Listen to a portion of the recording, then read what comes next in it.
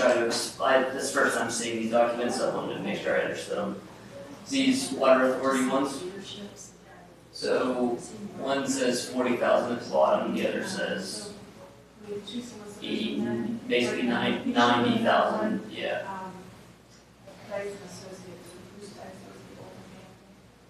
They said on the wall. Yes, the wall. And then Dane is his son. Yep. Within the practice, and Dean is huge from their solicitor, but we're small time sometimes. We have Anne Marie. Okay. And what are the chances that we gotta do the water bid? Is also our educational services solicitor. She's with WPK. Okay. So they can't tell that until they're in the ground. They do. So we would still be half, so we'd be like 45. Education specific or anything. Okay. And that's worst case, it's probably even less than that, even if they do have to replace it. Okay. So Yep. they're going to be discussing something regarding. Yeah. Yeah. Okay. I just want to make sure I understood it. Thank you very much. They asked her to do Yeah. that. And then Ryan is our chief financial officer. Oh. He's not. Denise is in there, Ashley's Oh, up there.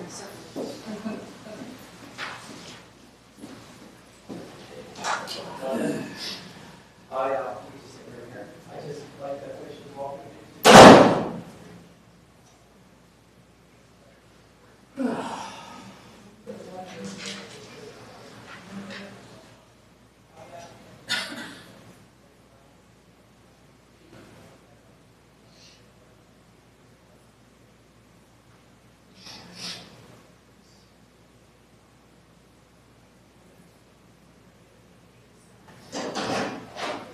Oh, yes.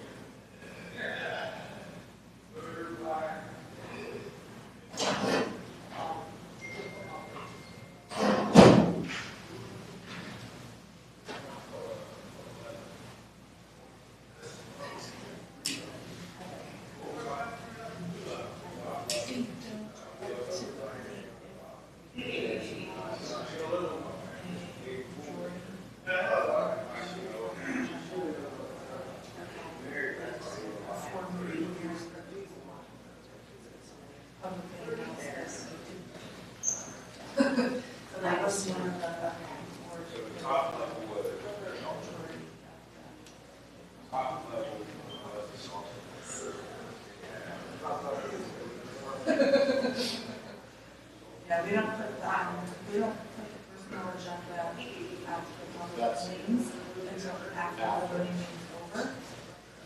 So, yeah, so we have the other way. I mean, some of like, when they want to do it, like, just, Yeah. just kind of like, Yeah. we probably would want to talk The first thing we do. especially to express something physical. So it's like, and the signal is not great. And that expressing it like, just trying to get this. Yeah, we usually do position, but we then position it with Tues also that because then it's obvious.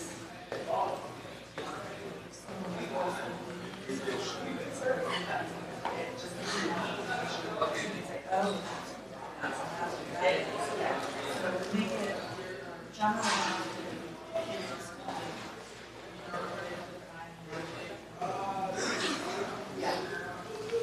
And as soon as this meeting is over, clerk needs a job.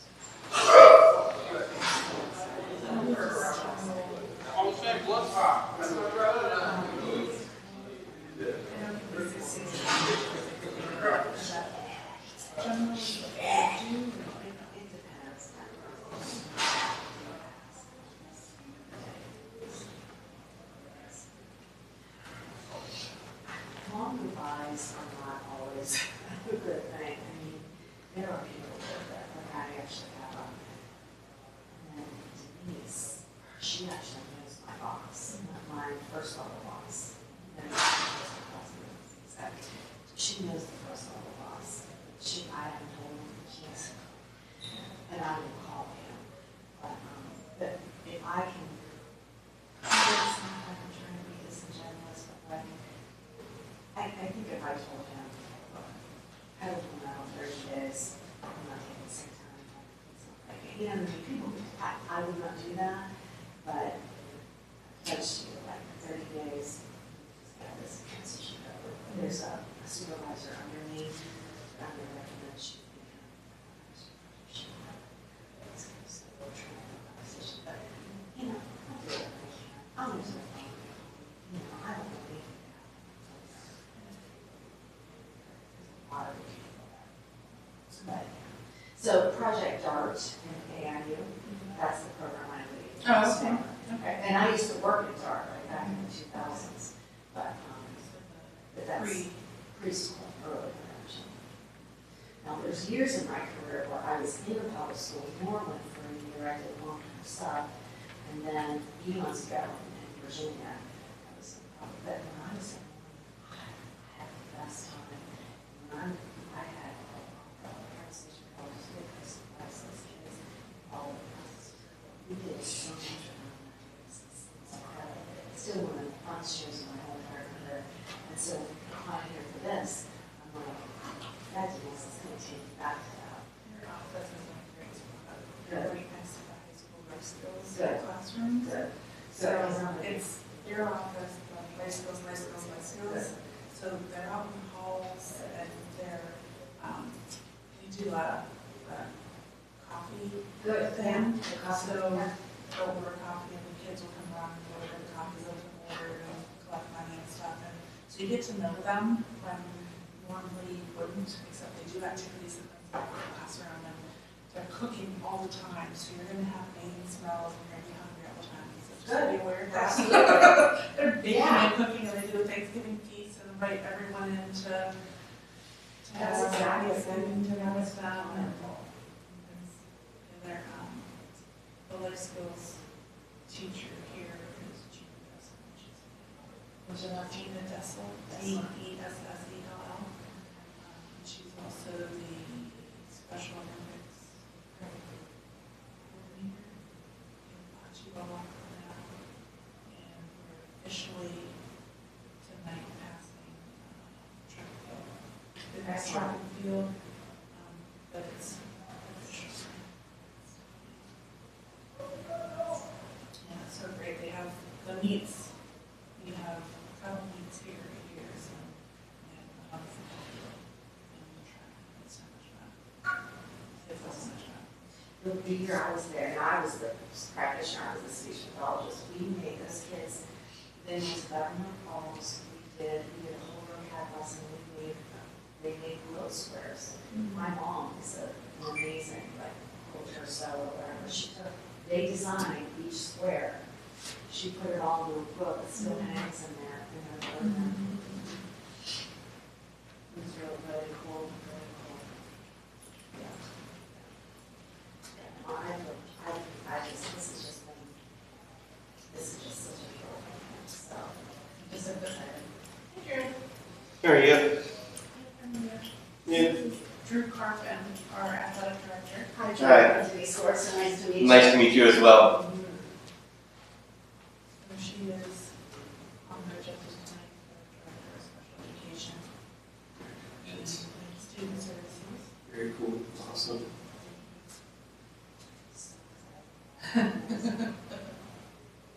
We heard too. Those are yours. So 2 students and then high school certificates on that too. I just printed. Try to hand it to myself. I know. The other was your certificate. I didn't know that was. That he moved his daughter into Kent State. And I did the certificates from the organization. Because I think there's probably more people. I agree. Rather than getting them in the thing. No, this is Let her. someone else award you. Absolutely. And then I have, so I was gonna do this. Yep. For each of the kids. in high school. Perfect. I'll probably do just an order Tyler. And it's only those 3 things tonight. Yeah, I was gonna just do like a brief overview of what positive athlete actually is. And then just say, how many number of nominations we've had. Because that kind of explains why we got the most positive as a group. And then just also go Tyler, Nina. And there are nominations from like other districts too. It's not just like we're nominating all Moran kids, it's also. Well, it's mainly, we're not, but usually not on this, but it's teachers, coaches, peers, boosters, community members can all nominate. I mean, others could have, we just don't know. Yeah.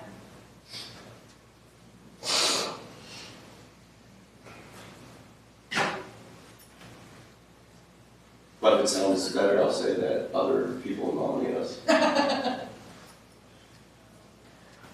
No one's gonna question me while out there.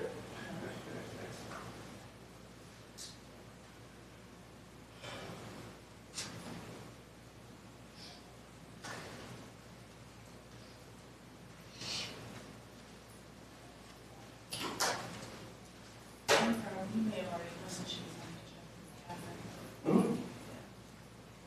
Yeah. There's really a restroom right out in the hallway. Yes. Actually, this is the- Well, this will work. It locks behind you, so I'm gonna put usually a trash can over here. How you been? Trash can. How you been? Complaint? Good. Athletic department set up, everything running good? Everything's running, we already started. No. We're in full force. Granddaughter's on the soccer team. Saturday. Yeah. They're at the trip. First day of July. Yeah, scrimmage. Well, it's not pleasant. Try to remember as much as I think about here. Right. Pretty good, huh? I saw a football schedule, you're going to get Yeah, we're stacked in September and then only one in October. Yeah. It's kind of. It's funky the way it's set up. I always thought like homecoming was when you were away for the games. Yeah. How are you? Good, how are you doing? I'm good. How your school? Yeah. Good. Nice Nice to meet you. to meet you. Very close. Thank you guys for coming. Yeah, of course, this is Pastor Joel. Yeah, nice to meet you. Nice to meet you. Nice to meet you. Yeah. We'll just kind of see wherever I'll eventually call you up. Yeah. So, whenever we get started, so. Crumble crew, We just have a meeting about 15 minutes now. Yeah, right now. Yeah. I'm not gonna put you on the spot if you want to say something, but yeah. But, They're killer. Where are they, generally? Here, right with George. Oh, yeah, Brandon's here. Okay. Nope, I'm not, but. I've had this already. It's been over, well. Oh, the lingering cough after being sick? Well, they originally, I originally expressed. Oh, okay. Well, I'm just gonna say it's a. And I'll stop. Yeah. It's better than that, Okay. but. Yeah, my sister had that, a really deep cough. And Yeah. It wasn't RSV, it wasn't pneumonia, it wasn't the flu, it was any type of influenza, any type of COVID. What? That is the one thing that they didn't test her for, and she was asking to test her for, so she was fine. See? Yeah. Topics we get on whenever I'm there, this one, he really is. Well, let me tell you, How are you feeling? good. I mean, in that respect, yeah. We've never had that actually be as good as he was for my son, Yeah. kids, really good. So, I don't know, were you on vacation with him last week? No. He used to. That's why you're on vacation, I needed it, so. That's okay, yeah. On vacation stuff. Oh, Yeah. okay. Yeah. It's like a warehouse chairs. Great, heard that. Physical, then I had to get EKG, then they had to do blood tests, and then they had to do ultrasounds, and then they didn't get pregnant, so they did 2 ultrasounds. So it was all doctor's appointments.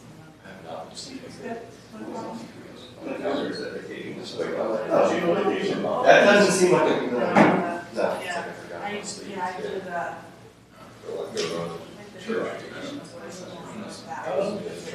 Yeah, that's busy, yeah, just. Yeah. Yeah. We just, we still have the same mattress that we got. No, that doesn't sound like.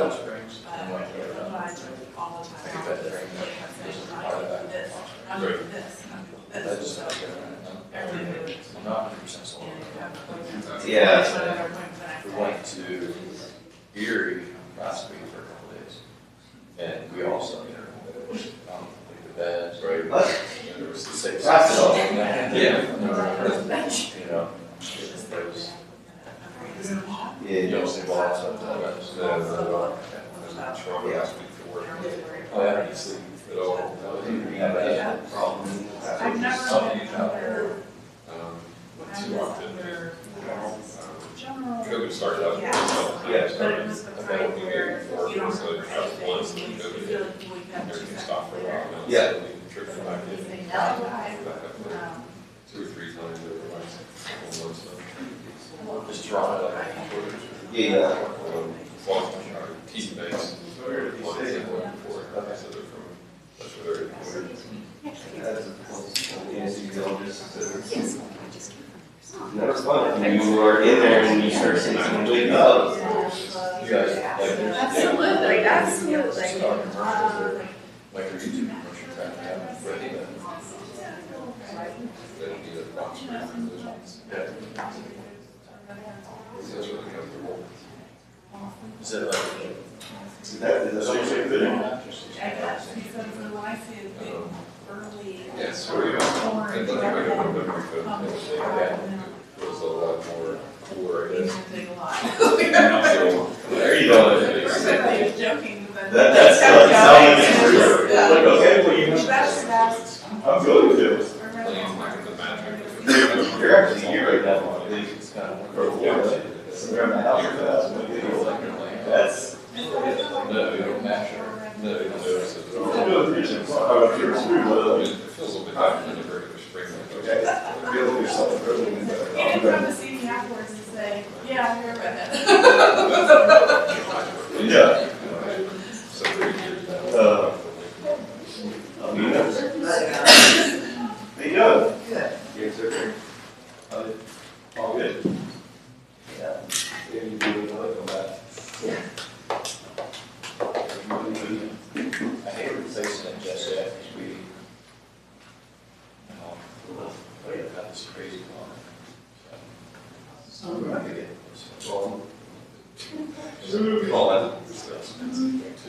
It's like, but probably the biggest thing to spend money on, but I try to find something cheap.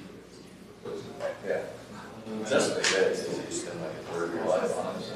Exactly. Yeah, and it affects so much of your day, it's like, just so sad.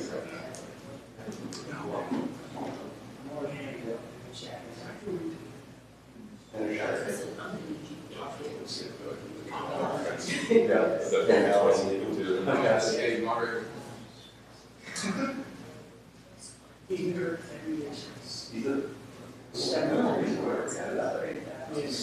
What I'm saying is go through. I was surprised to see that now with the stuff they're putting in the car. And screws places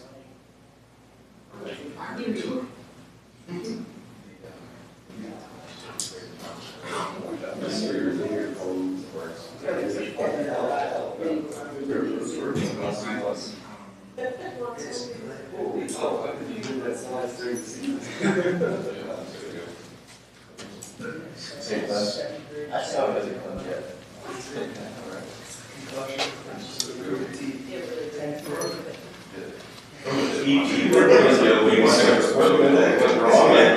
like that. in the back of the truck Everybody keeps telling me. and the SUV. Not surprised. So he had to slip. You guys are. It's probably one of those, it's on last year's feedback. No, it wasn't last week. Oh, well, at least it wasn't a loss. It looked like it was put on Yeah. for 6 He months. was, when Frank was pregnant, that was her pregnancy trip. He said he would drive all the way from there. You weren't here yet. Is that right? Yeah. No. That section, Yeah, they drive. he snapped the ball. Almost everything. Oh, yeah. Like he broke the whole ball off. She did that. Yeah. And then Max. No. Okay. He put him in the right direction. Okay, no, it's there. Speed it along.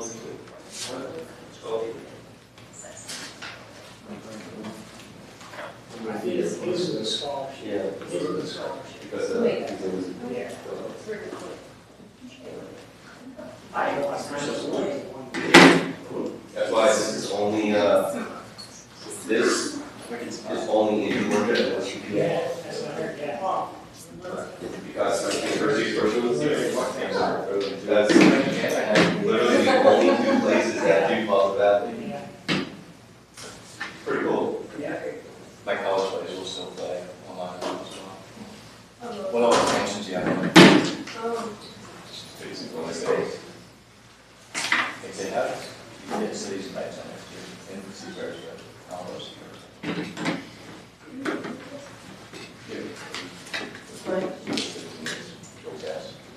Cities and nights. Most of it.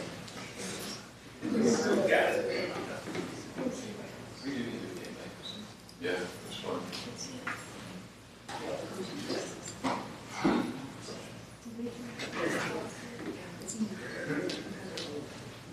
We always do it at the church too, like just get the little students run around and just do the thing and throw things and throw out that space. Tables.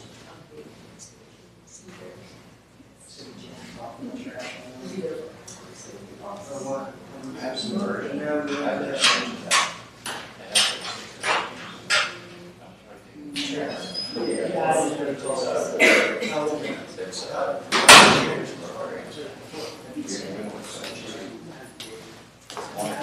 Hey gentlemen, how are you? Good.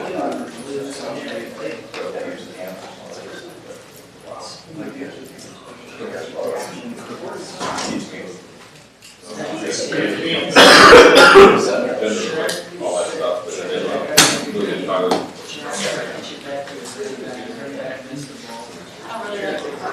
That's fine. Yeah.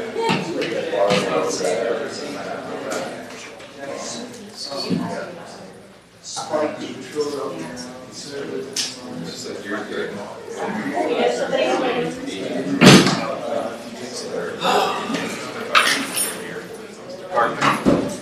Hi, how are you? Good, how are you doing? I don't know if you remember. Yeah, how you been? Yeah, how you been? Doing good. Yeah.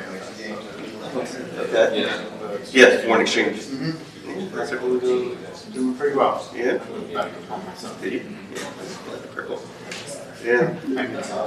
Yeah, no, it's cute. Yeah, so, very cool. Yeah. Congratulations. Thank you, I appreciate it. Yeah, majority of the people are good that I work with, but it's tough. Very tough. Yeah. Very supportive. Good. That's good to hear. Yeah, they're awesome. So, I'm trying to do some here myself. oh yeah? It's such a good start. Okay. Nice. See what happens. Yeah. They already filled them. Yeah, I don't even know what the teaching position they're open, so yeah, you know what to be. Yeah, so we just started with one of my coaches. We just started with football sports, so. This person plays that, you know, I'm friends with the student. Oh, he's in the cafeteria right now. Is he? I was just talking to him. Yeah. Yeah, because the boosters are doing team dinner for football, Okay. so he's in there right now. Yeah. Check him out. Yeah, so, yeah. Nice to see you. You too. Sorry I gave you such a hard time. No, you didn't.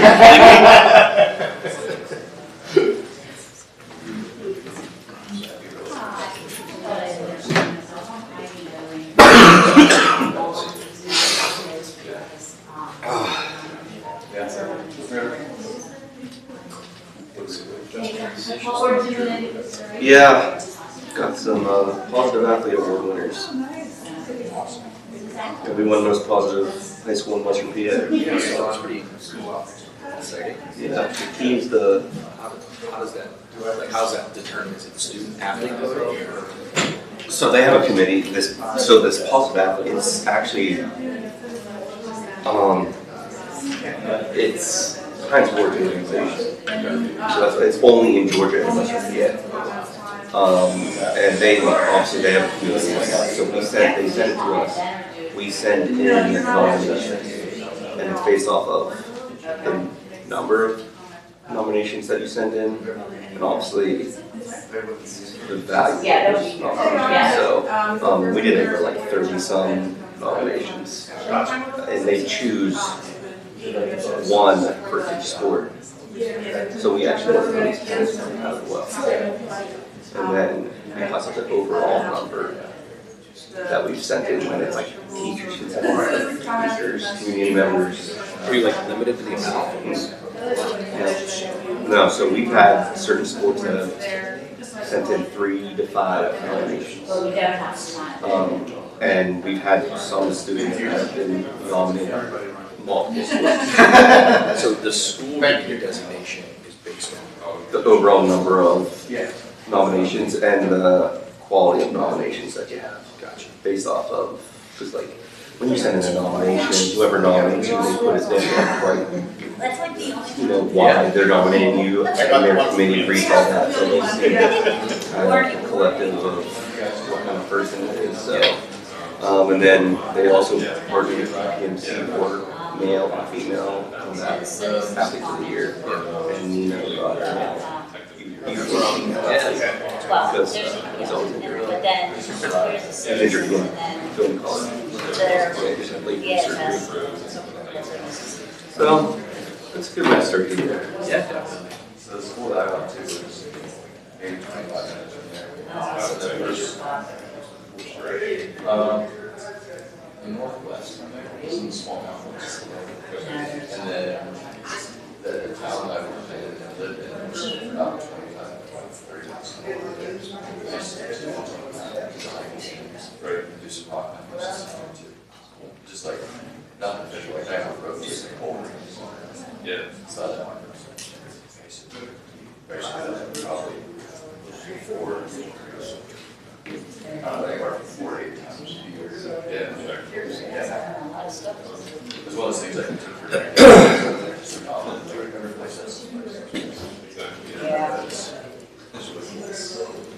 And they've developed a lot too since I lived there. It's awesome.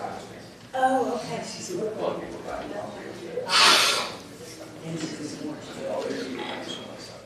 That's Battles, areas. There's less. Oh, did you hear? I live right behind the state. Okay, I've been there for a football game. That's cool. Yeah. Is that's in Harvard or Okay. Yeah, somewhere in West Virginia, it's right across the border. One of the motorcycle routes came close to that. So David. Awesome. That one. I'm not sure the exact amount. Find out. We already decided on calling the Z, so.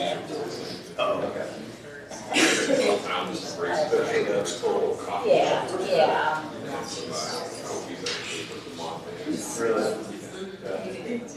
Yeah, they've had a couple of athletic directors.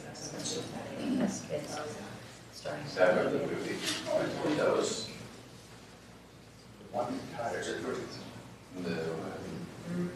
Not sure. I just.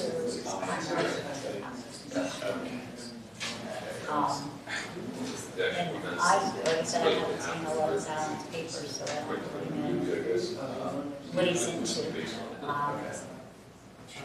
Whether he wants to play sport or not, all or other things. I've done some sport. So was it? Yeah, he'll get involved in some, especially because we have kids in the house. Bizarre. Okay. In the plants, those are the around the area. What a whole Yeah, but he did help coach. Still a long time. He coached the Girl Scouts, he helped coach the girls volleyball team. And he was friends with the National Exchange, he was a good John. No. Are the theaters open? Yes. Yeah, they would go to the movie and then they would walk over to one of the restaurants.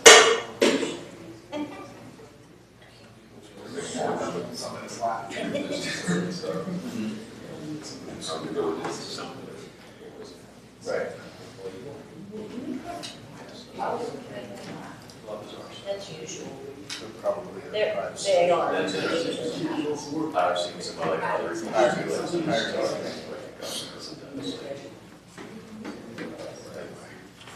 Transportation.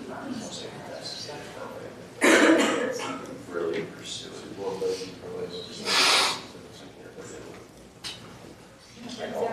Discussions. trying to pursue.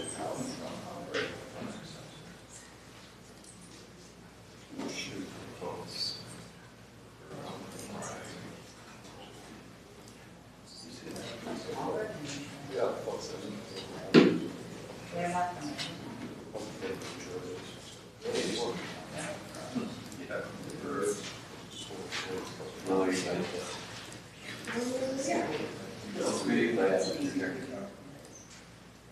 Oh, yeah, we're meeting right now. Executive session.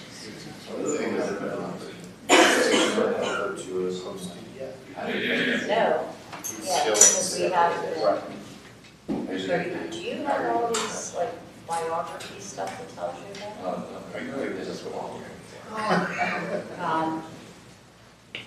Yeah, I know.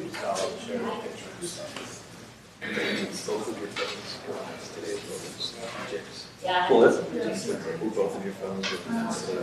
That's my desktop too. Yeah, Yeah.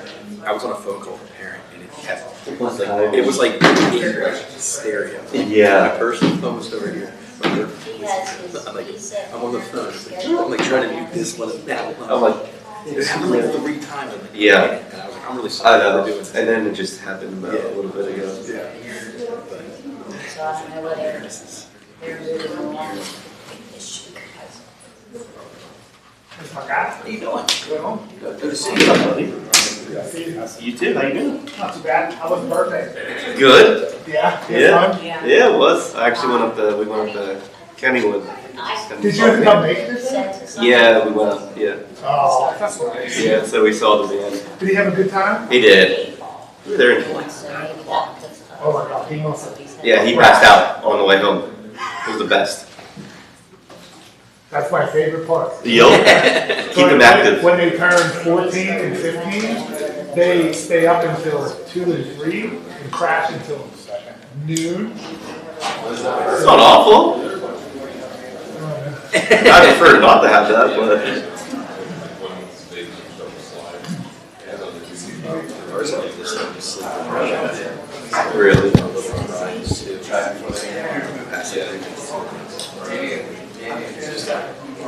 Real? I don't remember having that. You have 3? One. Yeah, he's a 4-year-old. Hello. Hi. But I don't recall his aggression, at least not that. Like, he's been pretty good with speaking to the name. But what he does is he naps for the day. He never naps for the weekend, but if he's at daycare and he naps, he's literally up and going. Because the nap time is like from 1 to 3. So my wife was on call. So she takes the gas.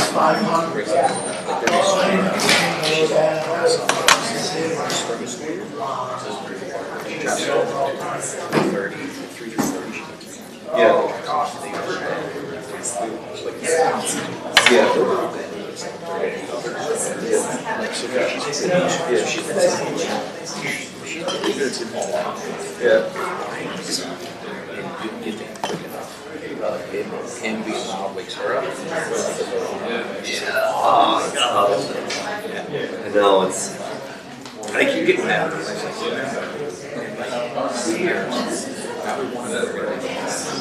I know. So. In the end, like right now. Yes. You're not worried about it. I didn't know I was like, he wouldn't. I could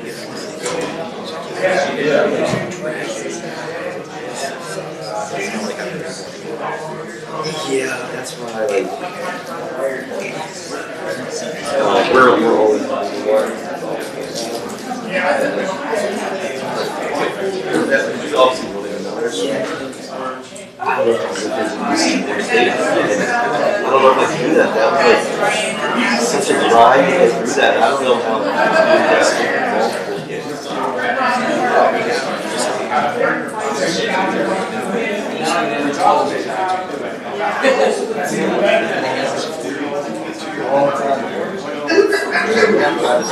Yeah, like that's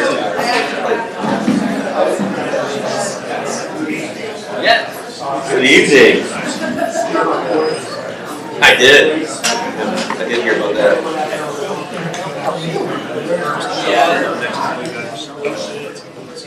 I know. I asked. We have a meeting.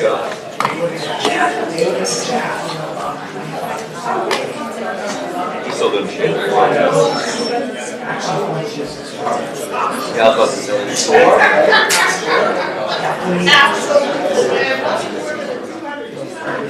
Yeah. Good for him. He deserves it. Now, is he elementary? Yeah.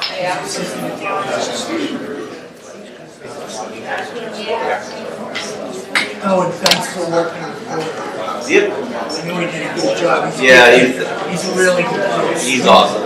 You knew him in school, we didn't ever. Really? Yeah, he was one that you worried about. He's a good kid. His daughter got hurt. Hey man, how are you? I went out to the house and 10 years and stuff there. It was neat. He's a big guy. Yeah.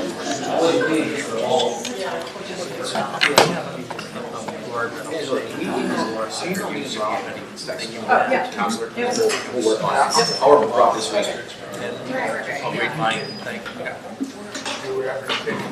You got awful information.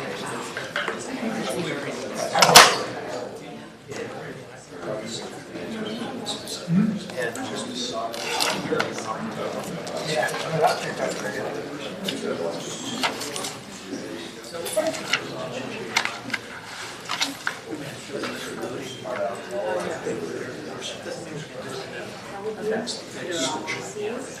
Well, I'll open it up here. I gotta wait for the vote.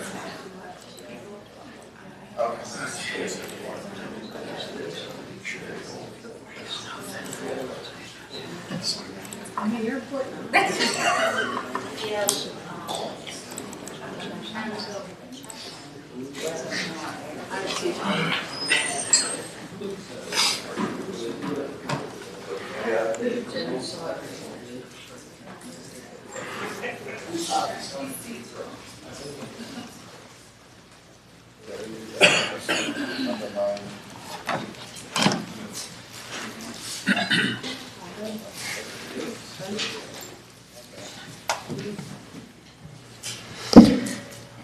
Good evening. I'd like to call to order the discussion action meeting for Tuesday, August 13th, 2024. Please rise for the pledge. Allegiance to the flag of the United States of America and to the republic for which it stands, one nation, under God, indivisible, with liberty and justice for all. Roll call, Mrs. Macro. Mr. Adams. Here. Dr. Anderson. Here. Ms. Arendt. Here.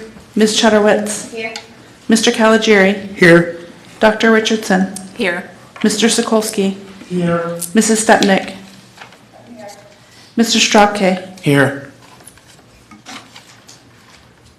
Thank you. The board met in executive session on August 13th, 2024 to discuss matters of litigation, safety, personnel, and real estate. We're going to do recognitions now. We're excited that you are all here with us this evening. As a courtesy to each of the students being recognized, we ask that all audience members remain in the meeting during the recognitions. We want each student to have a special moment of recognition free from distraction of others socializing or making their way to the exits. Once the recognition portion of the meeting has concluded, we'll pause for you to leave. We'd welcome you to stay, but we recognize you might want to head on out.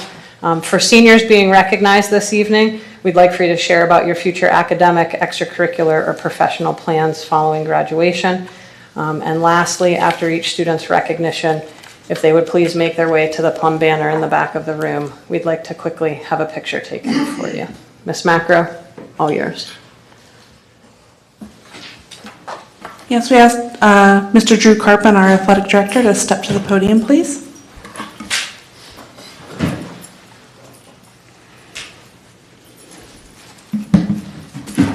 Good evening. Before I bring up the award recipients, I just wanted to give a brief overview of what the awards are. So the organization is called Positive Athlete.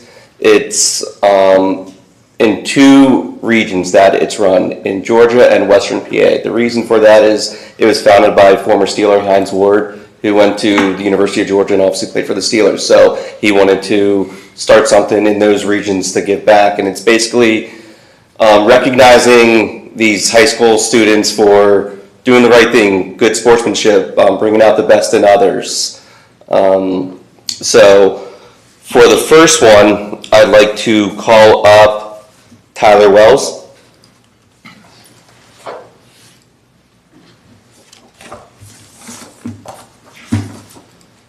So each sport selects a winner, and this is pulled from hundreds of nominees that were nominated by teachers, peers, coaches, boosters, community members, and the committee with Positive Athlete goes through and looks at all of the nominations, what's written about them, and selects one from each sport. So Tyler was actually awarded as the winner for Positive Athlete in Western PA for boys tennis. So Tyler, I wanted to present you with your Positive Athlete certificate. Congratulations.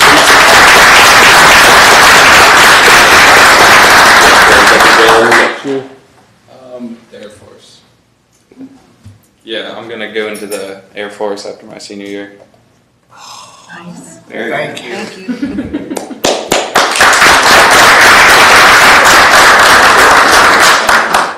Yeah, we'll go over there and I'm gonna wait.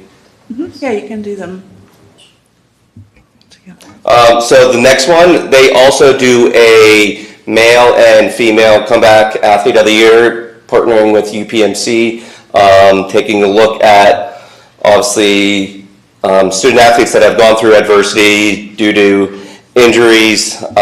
So I would like to call up Nino Walker.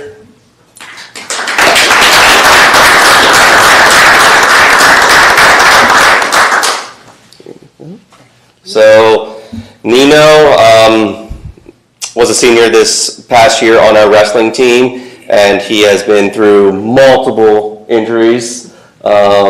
His junior year, you had a broken neck and shattered his ankle, and never gave up, kept on fighting. And his senior year, he surpassed the 100-win mark. Got his name on the new banner that's in the gymnasium, and he placed third in Whippeals and advanced to the state tournament. So showed how much he's able to come back and what he's been through. He's going to have to do it again, as he just got another surgery done. But next week he was starting off at Edinburgh University. That's fantastic. Congratulations.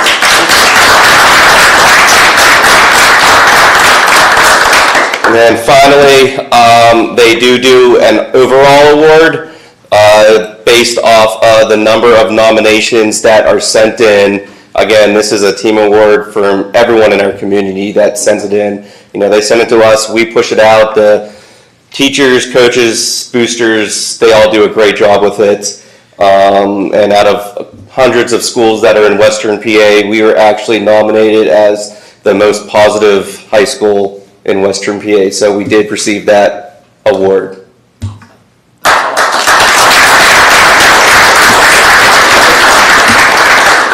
Thank you.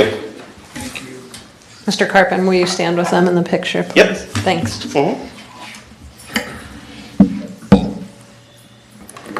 Parents and family members, if you are also wanting to get a nice photo opportunity, you're welcome to join them at the banner to take photos as well.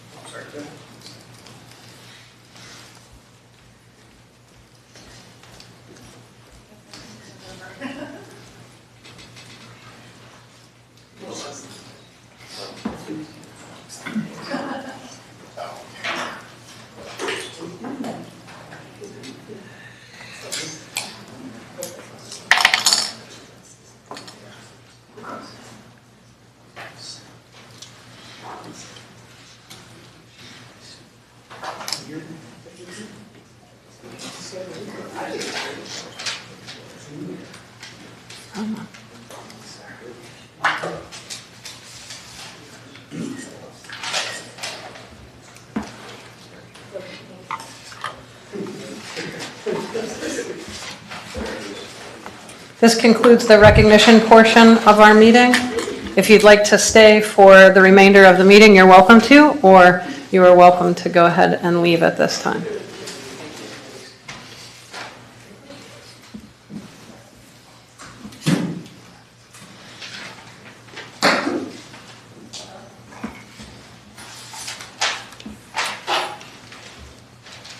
Ms. Macro, if you want to do citizens' comments. If anybody in the audience would like to make a comment at this time, we ask that you please step to the podium one at a time, state your name, your residency within Plum, and then you'll be given 3 minutes to address the board. It's just a reminder that this is a time for comments, suggestions, ideas, as opposed to a question and answer session with the board. So please just address your comments directly to the presiding officer. I will give you a 30-second warning when your time is coming to a close. I'll also put a timer up on the monitor so you're able to monitor your own time.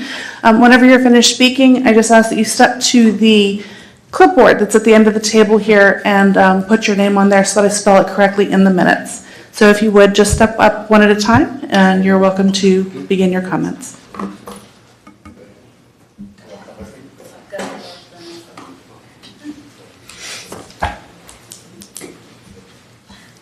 Hello, everybody. I'm Alan Winter. I'm AFS Liaison and School Outreach Coordinator for American Field Service, AFS. I have some information for everybody. I can pass that out later, but I wanted to thank the administration to have us put on your agenda for this evening to approve an exchange student to come from Hungary to stay with the Olings, who have hosted here previously a couple times. and I just wanted to introduce myself as well. So that's all I have. You don't even have to give me a time limit. So. Can I pass these out, or should I give them to you? You can give them to me and I can provide them to the board. Thank you. Thank you. Thank you. Hello, everybody.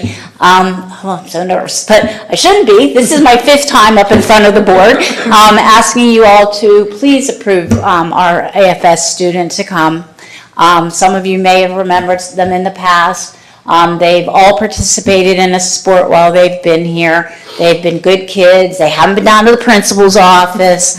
And they are all screened really thoroughly through AFS to make sure that they are sending us good kids. It is something that, as my voice shakes, because it is so near and dear to my heart, I really hope that you guys will approve this for us. We're looking forward to having them with us. Thank you. If you would please just, if you could state your name and your residency within Plum for us. Sure. I'm Ian Oling, and I live at 522 Center, New Texas Road.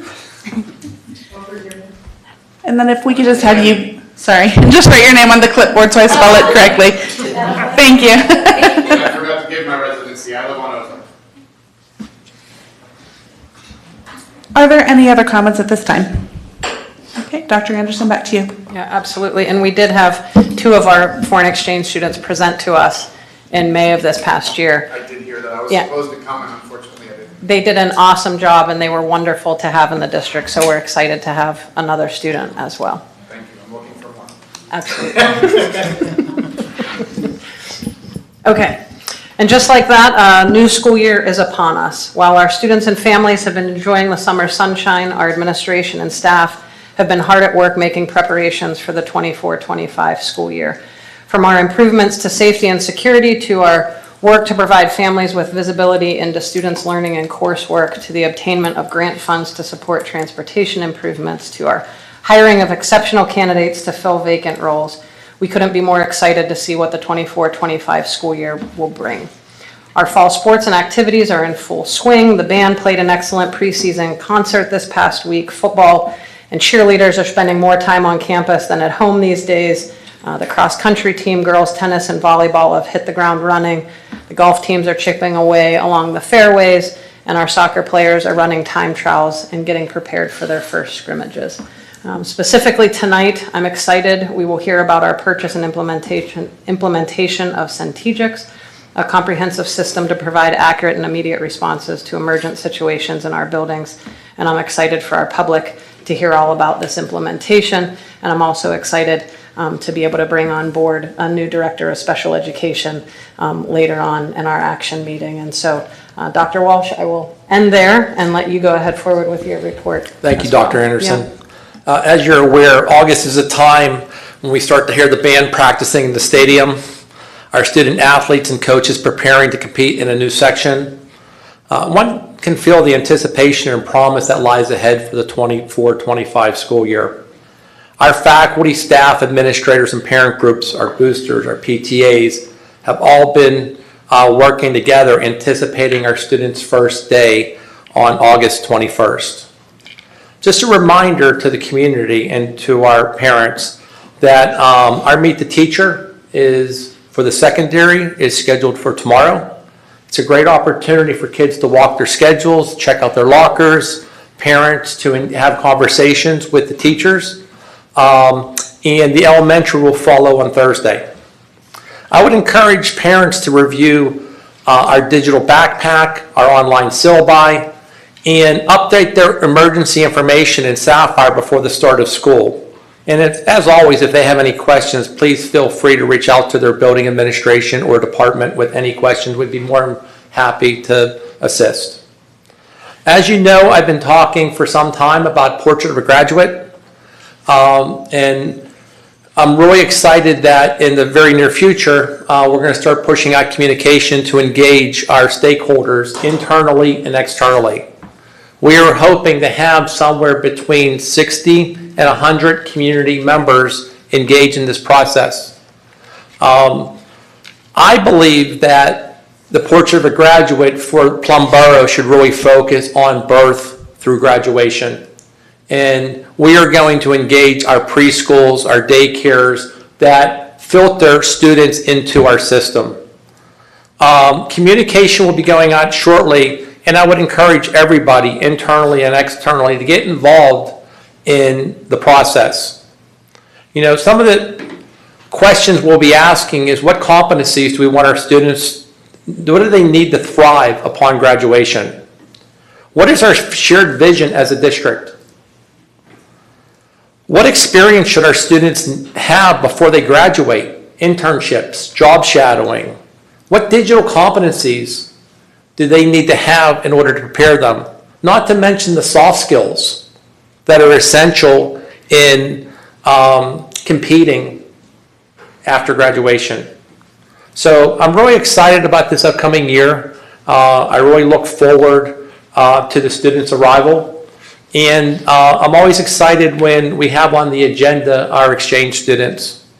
Not only do they bring value and experiences and culture to our students in the classroom, but my experience, and I've shared this with the board, somebody that grew up in Plum, they also bring it to the communities of our neighborhoods. And I'm really excited in order to recommend moving that forward to the board this evening. Thank you, Dr. Anderson. Absolutely. Okay, we will go through, we're going to have a combined discussion and action meeting. And as we go through, if you guys have reports, we'll do them then during the discussion portion, so that when we get to the action, we can just go through quickly and vote and be done. So first up is academic achievement and activities. Myself, lead board liaison. We have several grants and donations awarded to move forward. I don't know, Ms. Sedlak or Dr. Walsh, if there's anything specific that you wanted to call out. I think for me, if you could speak to Preston Hartman and the Patton grant, that would be wonderful. Well, Mr. Hartman is here if you'd like to maybe say a few words. Sure. I don't mean to put you on the spot, but just in general, Dr. Anderson, what I am impressed with monthly is the willingness of our faculty and staff and go out and find alternative revenue and bring opportunities to our students. Mr. Hartman. Yeah, good evening, everybody.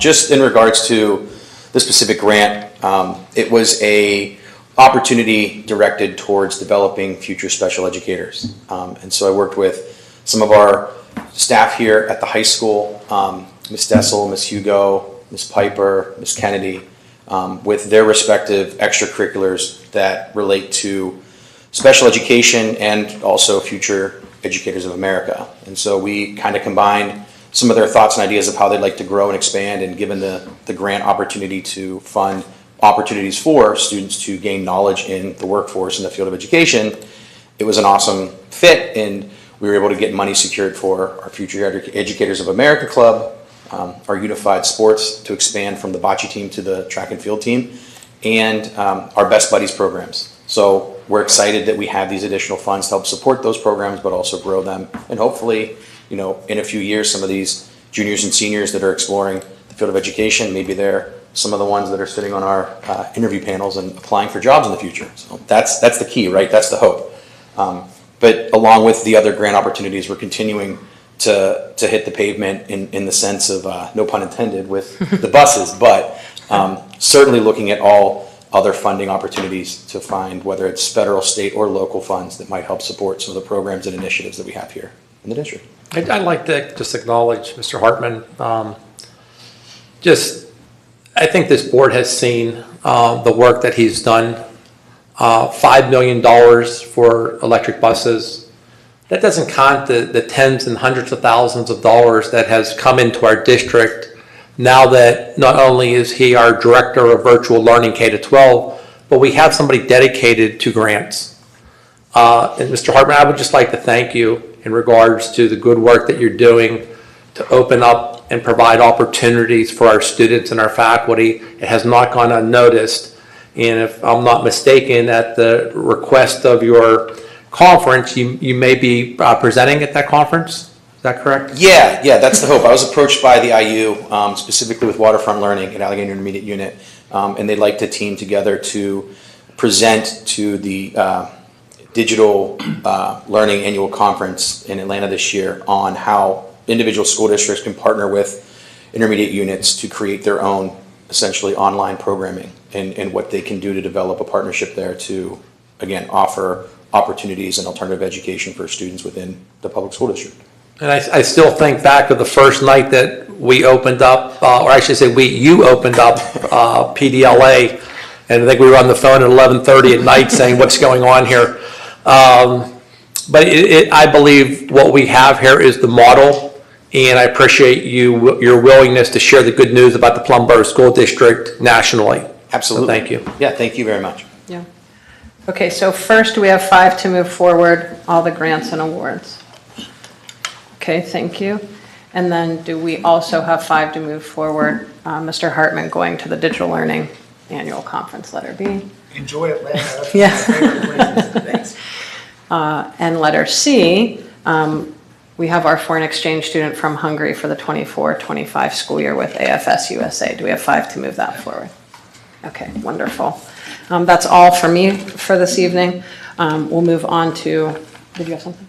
Okay.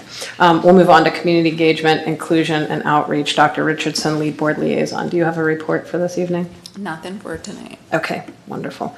Finance, Mr. Stropke, lead board liaison. Letter A is just to move forward the June and July budget reports. If there's no questions, do we have 5 to move it forward? Okay. Item B is a resolution to recognize Emily DeLuce as the newly appointed tax collector for Plum Borough. Mrs. DeLuce was appointed by the borough, which is the right of the borough to appoint a new tax collector because one stepped down. We're just to recognize her since she does the job of collecting the taxes for our district. So it's just a resolution, so that we have 5 to move the resolution forward. Okay. And then item C, the capital project financing, I'll turn it over to Mr. Manzer, if you would like to introduce our guest speaker.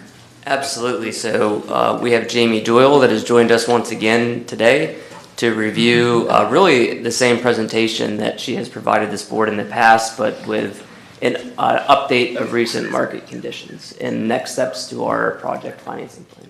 Thank you. Good evening, everyone. It's a pleasure to be here this evening. If you look at page number 2, the inside cover of my handout, I always like to start off talking a little bit about interest rates and market conditions. So the top snapshot of this tax-exempt index, we're at the blue line. It's an inverted yield curve, if you remember that from your economics classes. It means the best of both worlds for the school district. It means the short end of the yield curve at which you invest your reserves and your construction fund dollars is providing meaningful interest earnings these days, something in the neighborhood of 5.4%. You know, this is the first time we've had to talk about meaningful interest earnings in probably 15 years. So that is a great development at this point in time. You can see the blue line dips down a little bit. That's the inversion. But all along the long end of the curve, those are the rates at which you borrow. And you'll notice that those rates are below historic averages, below the red line. So that comes as a surprise to many people because you hear all the doom and gloom of the economic news.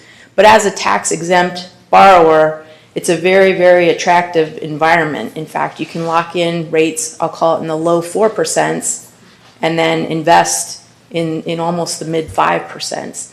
Now that may change a little bit here slightly. If you look, this is 3 snapshots of the same index, and if you look at the lower right-hand corner, it's a blow-up of the present, and you can see that dip down and then it came back up a little. That's exactly what's happened since the Federal Reserve Committee met 2 weeks ago, and they left the short-term overnight lending rate unchanged. You probably hear about that on the news. But the market very much anticipates the Fed to decrease short-term rates at their September meeting. So that's what that dip is. That's the market anticipating what's going to happen in September and starting to price it in already. So that's good. For the borrowing side of things, it'll make your investment rates go down a little bit as well, but it's generally a good thing. If you look at page 3, just to hit a couple of the highlights, this is just an update of the 3-year bank qualified multi-step financing plan. So that's 3 borrowings of $10 million each, and this is just the first $10 million that we're talking about this evening. We'll be back to have this discussion again in subsequent calendar years. And you will see in a moment when we look at what that may look like, This does preserve debt drop-offs for future projects beginning in 2032, so we're preserving some flexibility for your future capital needs. I would point out in section 4 in particular, the IRS doesn't just let us go borrow tax-exempt proceeds because of the positive environment that I've described to you. You have to have reasonable expectations, those are the key words, that you can spend 85% of the borrowed proceeds within 3 years from settlement, and that within 6 months from settlement, you expect to enter into a substantial binding obligation to spend at least 5%. And in discussions with your administration, that all seems reasonable and doable. And the third prong of that test is just that you proceed with due diligence. In other words, the IRS doesn't want you to borrow money just to invest it. They want to make sure you have real projects. These issues will qualify for bank qualified interest rates. That's the lowest tax-exempt rate you can possibly get. And that's an important part of this strategy and this plan. If you look at page 4, just a reminder, this is your existing debt portfolio. The top half is gross debt service, meaning principal and interest. The bottom half is net of some old grandfathered plan con reimbursement that you still receive. You can tell which issues receive this plan con reimbursement by the line near the bottom that says PE percentage. If it has a percentage on it, it means it's receiving that old grandfathered plan con reimbursement. And we continue to monitor this debt portfolio for refinancing opportunities at all times. Your next opportunities are probably the 2013 A and B bonds. They don't work today, but we are watching them closely as interest rates start to decline. And then on page 5, you'll see the summary of the proposed 3-step borrowing. So again, tonight we're just talking about the green column, step 1. You can see that's just under the $10 million threshold. It's a wraparound structure. So as you look down column 7, you can see a conservative estimate of what those payments might look like on that first $10 million borrowing. And what I mean by wraparound, as you look down column 7, is the payments start off smaller. And then once your old debt in column 6 starts to drop off, then we start to fill in with larger payments on the new debt. So that when you add the old debt and the new debt, it complies with state law, which means you have to have overall level or declining debt service payments. And again, not making any decisions on step 2 or 3 specifically this evening, just on step 1. But at the end of the day, if everything works out exactly as estimated, you'd be left with column 13.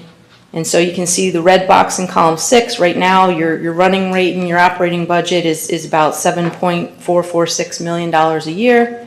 And you can see after all 3 borrowings, you'd be level at right around $9 million as a high point, and then it would gradually drop off. That's that flexibility I was describing in 2032.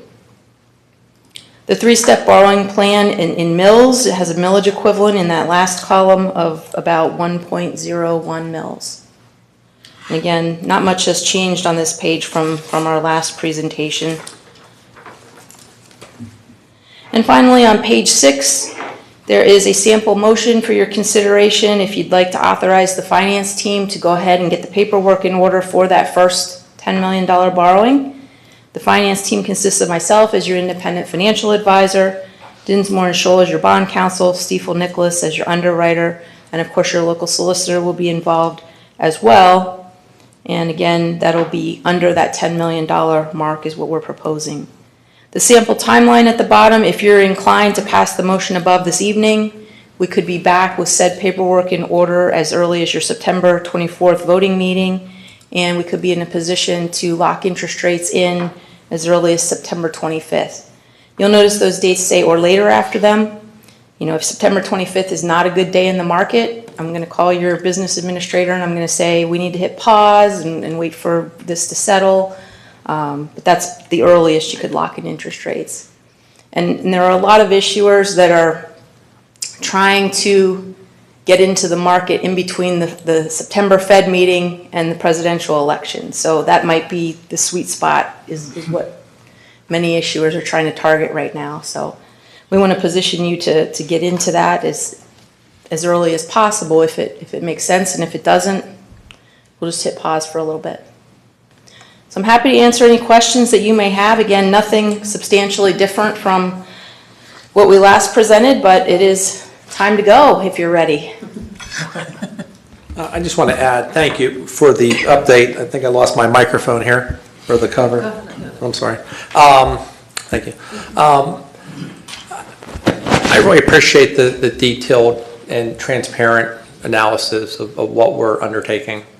There has been a lot of work and a lot of conversations around this table in regards to doing our facilities needs assessment, our studies, taking a close look at O Block Elementary, making sure that we can afford moving forward in regards to how we're going to finance it and what debt we would be taking on in doing so. But also taking a closer look, and that was the direction that this board has indicated at Plum Middle School. One of the shifts that has occurred for us is the demographic study that indicated that O Block, the enrollment is starting to increase, and this board is aware that we added another section of kindergarten. So right now, looking at the demographic study, it's spot on in regards to what's starting to happen in that building. Because the expansion in the original plans, we've been able to determine, looking at the data, that we can start to scale back that project a little bit, which means more money for our middle school. Actually, in our conversations that we've been having, oddly enough, the work at the middle school may start before O Block Elementary. So I know that was one of the questions that the board members had in regards to, making sure we have the capacity K through 12 as kids matriculate through our system. And we believe that this recommendation with the expansion at O Block Elementary and updating the infrastructure at Plum Middle School, and also looking at the football field so that the end zone is not on the track, would be not only an update for our students, but for the community also. I thank Mr. Manzer for all the work that he has put in the data analysis and just running different models and formulas, and if there's anything you would like to add. Just a few nerdy technical details. This plan, provided by our financial advisor here on really to the best interest of the district, it provides you not only a really efficient way to go about things at the moment of only doing $10 million per year, which gets you that lowest bank qualified interest rate, but it also allows you, if something dramatically were to change, you're doing this in a 3-step process. So those steps 2 and 3 could look different if it needed to be different. And you'll have authorizations as we go along to be able to make changes if necessary. This is a long process. It's a 3-year process. So we need to be able to stay flexible there. But it also provides very short call periods, 5 years. And what that means is it allows you in the future to also be flexible. And if rates were to decrease significantly, you'll be able to refinance these bonds every 5 years. So it'll give you like a frequent opportunity to access the market again in the future, which I think is a really important feature that should provide opportunity for savings in the future. And then if the market increases, you can always wait till it's the right time frame to do that refinancing anytime thereafter. You don't have to do it at the 5-year mark. So it's just a really well thought out, and we were able to take the time and really analyze it. And doing it this early, it does feel a little early because these projects are still in the schematic design phase, but it is the appropriate time to do so we can access the calendar year of 2024. So that's why we're taking the steps at this time frame, and then we'll do this in 25 and 26 as well. But I think Jamie's expertise, we're able to talk back and forth and make the best decision for the district, and I'm really confident in this plan that this is the best recommendation that we could possibly put forward. Here's what I will add to it. I don't know. I'm pragmatic, so in these moments I see $10 million and I get really cranky, right? And I'm like, no. And it's like when my car needs new tires, but I don't want to put tires on it, and then I drive it on a rainy day, and then I'm sliding all over the road, and I realize, okay, I really probably need to get tires for my car, right? And I say that because I'm saying to myself, I need to remind myself as we walked through those buildings and as we talked about those things, because it's not easy to say, yes, I agree to spend $10 million and look at the debt services and look at all of that. One, I lean on your expertise and your expertise, Mr. Manzer, and appreciate the open dialogue. Lean on Mr. Stropke for his expertise as we go to do this, and just really appreciate all of that as it's working together, and then reminding myself the feeling that I had as we were in O Block Elementary, and what I know as my kids never were in that building, but they've gone through Plum Middle, and I know what that's been like. And so I have to remind myself of that as I go to make that decision, because I feel like it's easier not to spend the money. I'd rather not spend the money, but I have to remember what that means for our students and our teachers day in and day out in those buildings. So. And just to add, I mean, I think, if we move the resolution forward tonight, I mean, the commitment is to begin the process. There's still going to be further down the road, correct, is the actual commitment. So we're not signing today. It would be, maybe late September. September 24th. Yeah. And if there's something were to change that was mentioned by Mr. Manzer, if something were to change that a year from now, we decided that something changed. We don't need the expansion. We don't need, we only have 10 million that will be borrowed at that point, and that money obviously can be used to currently update current facilities. Yep. So it's not like we're just haphazardly borrowing $10 million. I mean, again, to your point, it's a lot of money. Yeah. But I think that's the fail-safe, is that if something were to change in the project, or the board says, come September or at some point, we're not going to move forward with, whatever. The funds still will be used for maintenance project, building projects that fall within the statutes of the IRS. Yeah. And we will continue to keep this board and the community informed. Our plan is to have Hayes Design Group give us an update at next month's meeting, and updates along the way. Okay. I'll do a whole budget workshop if you allow me to as well, but we've already put some millage in place as well. Like, there's an impact in 24, 25, and we've had these discussions as far as committing money in this year's budget for these plans. And so you've heard that in the last year's budget workshops and previous budget workshops that we're currently implementing this plan. So we've already taken steps to make sure that we're slowly putting this in as we go about our budgets for the next several years. Yep. Yeah, I think you guys have absolutely done the due diligence. The plan, we don't have a plan. We don't have a project with the details of what we're doing to present to the community, but we're gonna borrow $10 million. And I have no problem borrowing money. I've borrowed plenty of money in the past. And I've raised taxes in the past to pay for the money and all that. I have no problem with any of that. We don't have a concrete plan presented to the community, but yet we're gonna borrow ahead of schedule. I'm not voting for this tonight, and I'm not voting for it until I see a plan. You know I hang up on so many of these issues. I'm gonna vote against the minutes when we go to vote too, for last meeting in June. But with that said, we don't actually have a plan to tell the community, here's what we're spending this $10 million on. It is your $10 million. Not, here's our general idea, and say, well, if we don't do that, we're flexible to use it for here or there. That's what happened when we borrowed the money to build Regency. I am not repeating history. I'm just not. We were building Regency, people come in, it goes away, then something else gets spent. We need to present the community with a plan, and it needs to go in succession, and it doesn't matter who gets elected or re-elected next year, and it continues on the trend. We need to present an actual plan and tell the community what they are getting for their money before we borrow. I'm not voting for it until I see that. I think Mr. Stropke, just to reiterate what you said, we're not voting for that yet. Correct. We're just voting for the language to be able to move things forward. That's correct. Yeah, okay. Yeah. Yep. That's fine. I want to see the plan. I want to see where the money is going. Yep. Okay. And I keep asking, no.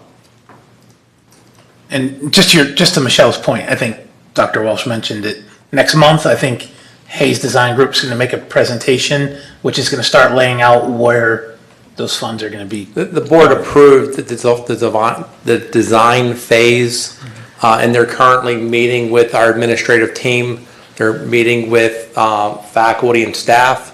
As you remember, they moved forward designs in regards to what the project scope was at O Block and the middle school. They received feedback from this board in regards to there wanted to be more work at the middle school. The demographic study suggested that we could scale back some of the work at O Block Elementary. And so we currently have those plans. They are currently modifying those based on the feedback that we received from this board, and those will be moved forward. And this will be an ongoing conversation in regards to final approvals from this board. Just one last point. The resolution tonight, to be specific, is to, as Mr. Manzer and I talked, is to have bond counsel, our counsel, our financial representative, bond counsel, and the underwriter to work on behalf of the school district. That's all we're approving tonight. All we're approving is just to move the paperwork forward, then this board will have to make another decision next month. So Michelle, that rural meeting that you want to see plans for is really going to happen in September. Yep, okay. Right, back to back, to make that decision right away. No, I'm not, I'm sorry, I just don't. It's Until okay. I see a plan for each building and where the money is going and what we are doing, and we commit to that, I'm not really committed. I've seen this movie before, I'm not participating. Any other comments or questions? Do we have 5 to move the resolution forward? 6.5. Okay. Mr. Stropke. Thank you. Well, number 1, thank you, Jamie, for your Yes, thank you. presentation. Yeah. Do you have a report? No report for this evening. Okay. Forbes Road CTC, Ms. Arendt, lead board liaison. Do you have a report for this evening? No report this evening. Intergovernmental, Mr. Stropke and Mr. Caligiuri, any report for this evening? Nothing to report other than we're looking forward to getting back together because the borough and the school district are really working well together. Yeah. And there's some collaborations that we think are going to be successful and that will reach not just our parents, but also the entire Plum community. So I'm looking forward to it. Summer's usually like a recess period for government, but yeah, it looks very promising. Wonderful. All right, next up, legislative, Mrs. Stepnick, lead board liaison. Or do you want to do it from the phone or do you want me to? Yeah, you guys can do it, sorry, I'm on meeting and I want to make sure, but yeah. Yeah, that's okay. So we have Ms. Stepnick, Dr. Richardson, and Dr. Walsh requesting to attend the PASBA School Leadership Conference in Pocono Manor in October. Approximate cost to the district, $3,800. I don't know if you want to speak to that a little bit. I'll let about yourself. Dr. Richardson and Ms. Stepnick, if they want to talk a little bit more about it. But it was interesting. I was in a meeting in Hershey with other superintendents, and they were talking about the PASBA School Leadership Conference. And typically, our district has sent one representative, sometimes 2. But I was surprised when I started talking to other superintendents that were surprised I wasn't attending with my board members. So in conversation with Dr. Richardson, Ms. Stepnick, there's a lot of good information that comes out of this conference, and I think the superintendent working with the board members collaboratively to bring ideas back to this district is always a good idea. I don't know if you want to add anything. I would concur, Dr. Walsh. I think I've said before in the past when I've come back, and even in my prior term, my first term serving on the board, when I would come back from this, some of the sessions, they just run concurrent, right? So you just go from one to the next, and they're short presentations and short discussions, and sometimes they require a lot of follow-up, and sometimes you want to attend 2 or 3, where in past years, like many years ago, we would have them multiple times throughout the conference. Now it's, if you miss that, you gotta go find it online on the app, and then that separate conversation or questions you might have are not available to you. So I'm grateful that Dr. Richardson and Dr. Walsh are gonna come, because I really believe we can bring that much more information back to the district. I remember last year coming back and saying, Dr. Walsh, you could throw all this away, but we have to do this one item. It's so critical. And I think it turned out to be a successful item. But with that said, I don't know what else I've been able to miss, because we can't go to everything. So I love the idea of being able to divide and conquer and have conversations at different levels. Thank you. Do we have 5 to move that forward? Okay. And second is Ms. Macro going to the PASBA School Board Secretary Conference in Mechanicsburg at a cost of $700. Any questions, concerns? Do we have 5 to move it forward? Okay. All right. Mrs. Stepnick, do you have a report for this evening? I do not. Okay. As everybody knows, the budget passed a little late, but it passed. We got a slight increase. We don't have any real meaningful side of charter reform, but I think everybody gets that in the daily updates from PSBA if you read them. That's it. Okay, thank you. Next up, operations, Mr. Adams, the board liaison. All right, good evening. No report. Start out though, health and safety plan, 6-month review. Yeah, rest assured, just date changes from all I saw, so no, mandates or anything like that. So, 5 for that. Actually, I had a question first. Sure. In regards to letter G, efforts to provide vaccinations to school communities, has our district participated in vaccination clinics on school grounds in the past, or do we plan to do that? We have in the past. We don't anticipate it in the future. Okay. But this became a requirement during COVID, and PDE has kept it a semi-annual requirement for us to update. As Mr. Adams stated, what we typically have done is just updated the dates and continued the plan as needed, just so we have the utmost flexibility. Okay, and one more question. So if a child is going to get a vaccination, parental consent is required, correct? Absolutely. Okay. The parents are the child's first teacher, and we will respect their wishes. Okay. Everything is just optional. Sounds good, thank you. All right, I have 5 for the health safety plan. All right, thank you. Next up, we have the 24-25 Allies for Children's School Transportation Ride Share Initiative Agreement. I don't know if I can take that one. This is a agreement that we've participated in the past. It is an initiative to coordinate routes between districts to be able to get more efficient, and it is a third party that tries to facilitate that discussion. And so this agreement just allows us to participate in that discussion. We've never implemented a recommendation, but it's very complicated, and they're giving it another year's try with new information, and we'll see if it'll be successful, but I thought it was an interesting approach and well worth our efforts to participate.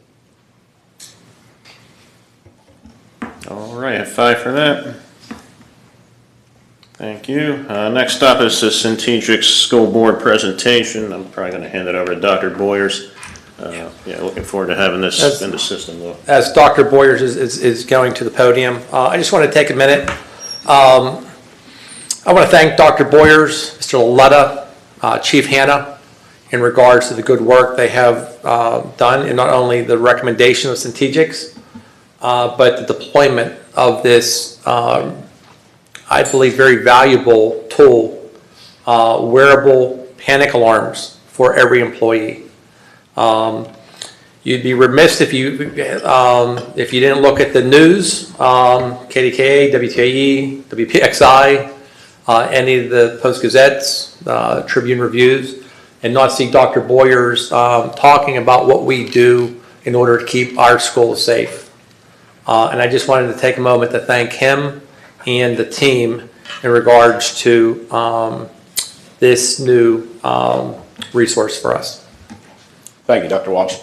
I'm extremely excited to get this off the ground, and we're in a good space. And I just wanted to provide the school board an update as well as the public an update of kind of where we are and kind of what's going to be taking place here. Ms. Macro, if you could please advance. Obviously, the Centegix logo and or mission is every second counts. And so this tool empowers our staff to have the ability to report things that are going on in an expeditious way so we can quickly respond. Two things I'm going to talk about really are the crisis alert, the badge itself, and then the other piece is the safety blueprint, which I will also quickly review. Talking about the badge, and we're talking about a crisis alert. So this badge has two functionalities for all of our staff members. The first functionality is a quick series of presses that allows our internal site responders, so our building principals, school counselors, social workers, and school nurses to immediately have call attention that something is going on.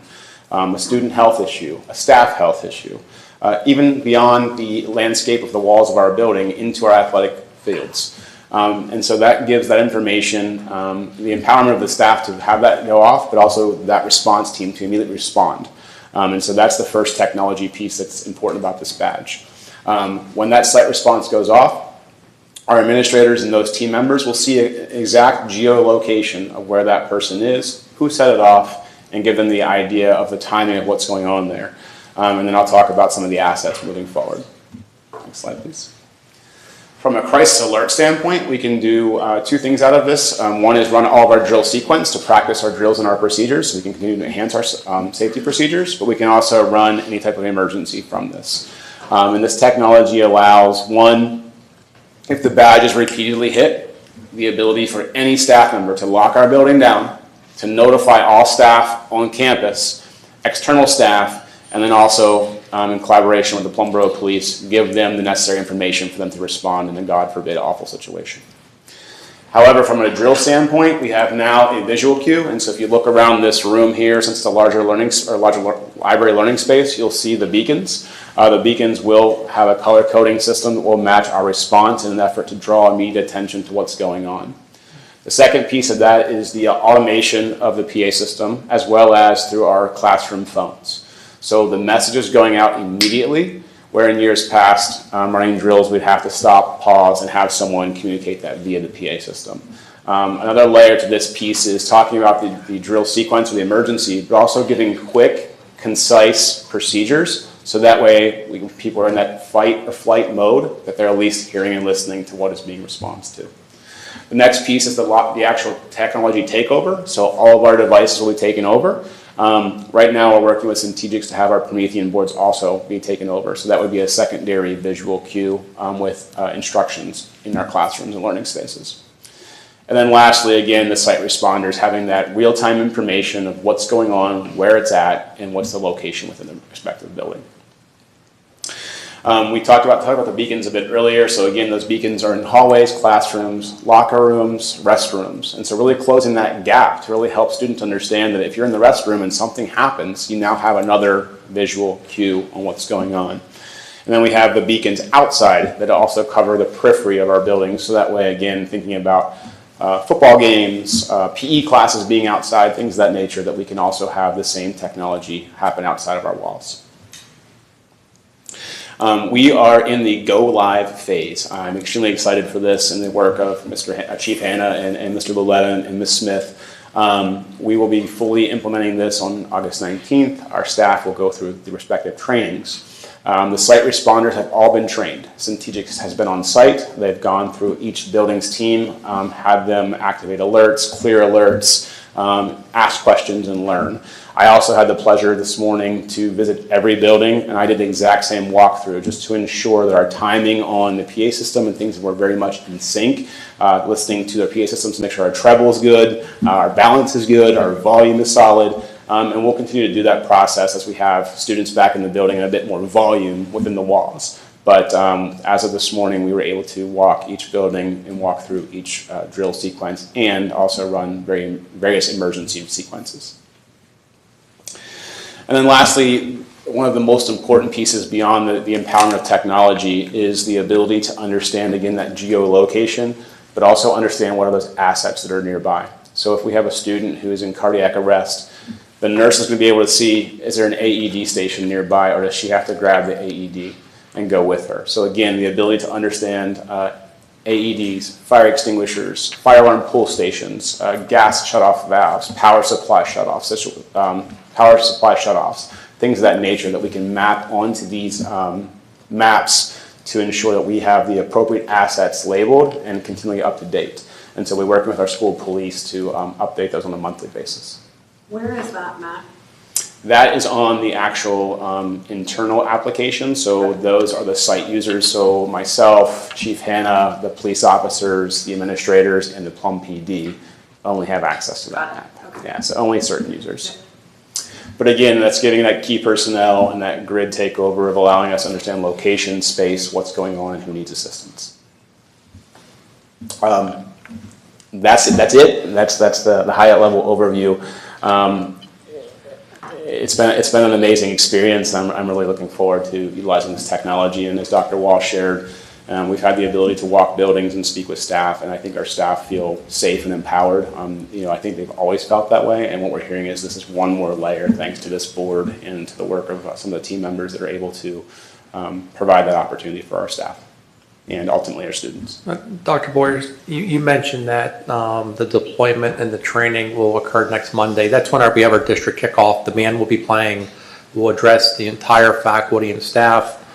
But if you wouldn't mind, I know you and Ms. Sedlak have put a lot of time into preparation for that day. If you can just give the board and our community just a sense of some of the trainings that are going to occur that day and some of our partners, I would really appreciate it. Absolutely. So Plum EMS has been instrumental in Brian Maloney and his team. So we're going to have roughly 22 to 25 trainers coming in on that day. All of our staff members across the entire district will be certified in AED use, CPR. We do a lot with medical emergency awareness, from asthma to EpiPen use, implementation, stop the bleed, tourniquet use, things of that nature to keep staff and students safe. So they'll be going through that as well. New this year is really going to focus on employee wellness as well. And so working with Mrs. Boynton and Mr. Kesterholt, we're able to utilize community partners such as one of the boot camp groups, a yoga group that are coming in, and they're going to be offering sessions that are going to be introductory sessions that allow our staff to go in and kind of get that introductory baseline experience in hopes that they learn some new activity that they are interested in. And there's also nutritionists and wellness people coming in. So beyond the activity, if that's not your shtick and you want to learn just more about nutrition and healthy eating, we're going to have those experiences as well. And then the safety and security piece of it will be the Syntegics training, as well as the review of our new implementation of our emergency operation procedures, and talking about some of those changes that are going to be impacting how we respond in emergency situations this school year. I know we keep saying like the police officers are like integrated in this. Is that the same for like the medics? No, it's not the same for medics, and so the reason for that is when a call goes through 911, no matter what that call is, fire, medical emergency, the police have to respond first. And so they're going to be on scene no matter what. So they're the first line of defense no matter what.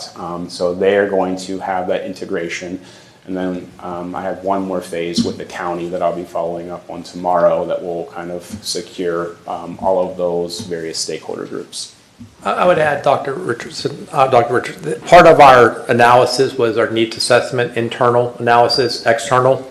As you recall, I traveled to Ontario School District last year, and one of the lessons learned is that initially they had their first responders, their EMS, connected to the 3 pushes.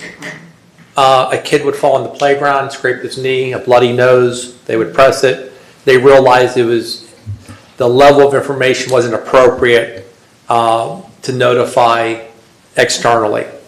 And that was some of the feedback that we got during this process. If we feel it's a true medical emergency, we can always press a little bit more and make sure that help is there.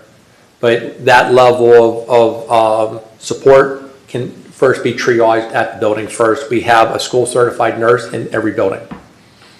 And as Plum PD would come on site, they can also request immediate additional response based upon the scenario given. And they're getting information ahead so that they could make that request earlier. They're going to have, I don't want to go into too much detail with that, but yes, they're going to have a lot of solid information to Right. make a lot of solid decisions. All that, we're improving communication efficiency that can allow for that response from They will have the emergency. immediate, as opposed to someone having to pick up the phone and call 911, that will no longer take place in this situation. And we continue to meet with our first responders. We have a meeting with the Plum Police Department next week. Correct. We meet with EMS, we meet with our fire chiefs, and we'll continue to build those relationships. We believe it's in the best interest of our students and our community. Okay, thank you very much for your time. Thank you, Dr. Boyers. I don't think there's anything to vote on there, so we'll move on. Letter D, 1-year renewal for the Frontline Education Agreement for the 23-24 school year at a cost of $39,051 retroactive to July 1st. Yeah, I can, it needs to be an adjustment for the 24-25 school year. Okay. Yeah. He said we can change it. Yeah, I just want to give the board a further update. Typically, this has been a 3-year contract with Frontline. The price that you see in front of you actually came in under budget. Our business office is going through a department review and looking at software. Currently, we use ProSoft, and we're going to look at other options that are out there. We did not want to extend this agreement beyond 1 year while the business office is going through this process, because there's a lot of crossover between the business office and HR, and we didn't want to pay for redundant services. So as we're doing our analysis, we want to make sure that we're not overpaying, if that makes sense, as we go through this process, and we'll come back with a recommendation that's the right fit next year, or later this year, I'm sorry. All right, F5. Thank you. Next up, the combi oven to replace a steamer in the O Block Elementary cafeteria at a cost of $22,662. I don't know who might want to take that. Any explanation? It's a great oven that can cook things really, really well, much better than the current oven. You want to talk about the funding source for that? It is the cafeteria fund, so any excess of federal funding, state funding, local funding that's just related to cafeteria, it's being funded by that fund. Okay. All right, 5 for that.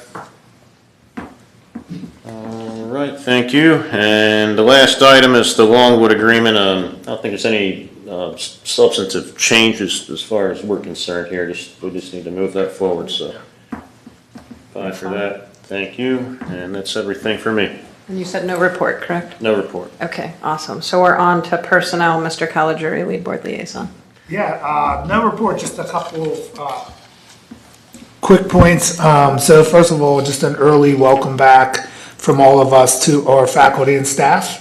We're looking forward to watching you implement your talents, creativity, and passion that will result in great outcomes for our students. So welcome back. I hope you had a great summer. Second, and Dr. Walsh will get into this more, but a big welcome to Dr. Lohr, who's here with us in the audience. One of the things that I think this board asked, or maybe even demanded, and we used the catchphrase dynamic. We were looking for someone dynamic to come into this role, and we believe that this has been accomplished. So we're looking forward to supporting Dr. Lohr in her new role and hearing, your ideas come forward. So please know we're always an open ear. We're open to hear suggestions, and we like to see new things. So welcome. And then finally, Ms. Sedlak, you're leaving us. And nobody sees what Dr. Sedlak or Ms. Sedlak does on a daily basis. She's dynamic also. And I know, and I think we all know, the impact you have. And personally, I'm gonna miss you a ton. So, but best of wishes and good luck on your future journeys, because I think there's gonna be a lot of them. So, thank you for all you've done. That's it. Oh, I just want to take a moment. The Plum Borough School District is pleased to announce the hiring of Ms. Denise Lohr as the new Director of Special Education and Student Services. Dr. Lohr will assume her new role once a release date has been determined from her current employer. Dr. Lohr brings a wealth of experience to the Plum Borough School District. She has served as an early childhood services administrator at the Westmoreland Intermediate Unit, early intervention speech and language supervisor, and an adjunct professor at Seton Hall University in the Division of Education, focusing on special education coursework. She started her career as a speech language pathologist, serving students in Allegheny and Westmoreland County for 10 years. Dr. Lohr is a highly respected professional in the field of special education. She is known for her dedication to providing students with disabilities with high-quality educational services. She is a strong advocate for families of students with disabilities, and I'd like to officially welcome you, Dr. Lohr, if you'd like to say a few words. Good evening, everyone. I'm just so honored tonight to be hired as the Director of Special Education and Student Services for this district. I want to thank the board. I want to thank our administration for giving me this opportunity and for instilling trust in me. I look forward very soon to meeting our students, our staff, and also to growing very collaborative relationships with parents and with the community. I already feel very much at home, so I thank you all for that. So thank you so much. Welcome. Thank you.